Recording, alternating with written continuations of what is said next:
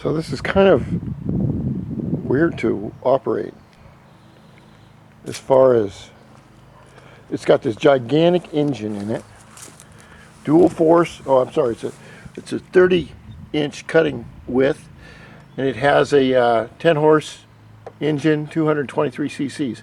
Now the deal about this lawnmower when I bought it is it's only for home use, but they claim that since the deck is so wide, or red to red right there, that you're going to save 40% on your lawn mowing time. And I have a, well, it's not really a big lawn, but I don't know, you know, in New York I guess this would be a big lawn.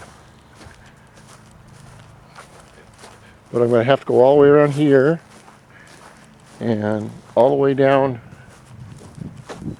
to the end of my fence.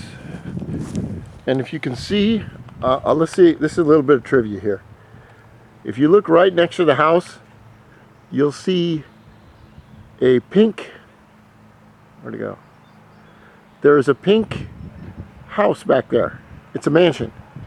Okay, a rock star owns it. It used to be lead guitar for REM, Peter Buck. I think he still owns it. I've never met him, but if there was one guy I'd like to meet. Anyway, that's supposed to be his house. So we got this lawn, and a whole bunch of lawn on the other side. And it's the first time I've mowed this lawn. This is my new house. I got my DIO shop, waited many years for it, and I think it's going to work out okay. So I'm going to cut the plastic off of this, and like I said, this may be a private video where I'm just going to keep it for my own, just my own reference. The one thing that did piss me off is when I unboxed it, it did have a little nick right there. It kind of pissed me off, but it's not worth going back and having them take a forklift. I had to take a forklift to put this on my truck.